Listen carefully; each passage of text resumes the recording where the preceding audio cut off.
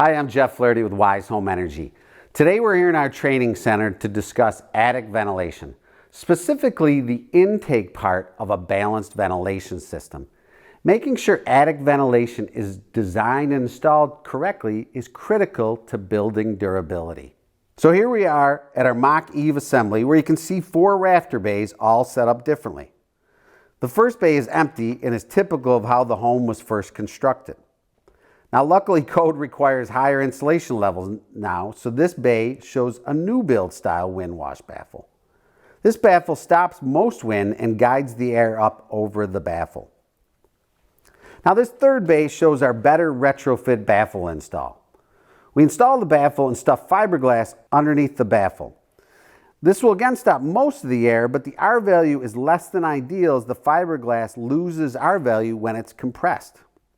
Now, why are those 2 bays different? The new build baffle is installed before the ceiling goes up, so there's easier working conditions. Now, this final bay is our best option. The baffle is sprayed in place with 2-part spray foam. This has great R value at the lowest height of the attic, and the air can only go above the baffle as it is designed to do. So there we have a detailed breakdown of proper baffle installation on intake ventilation. So let's recap. Attic ventilation's primary purpose is to get rid of moisture in the attic.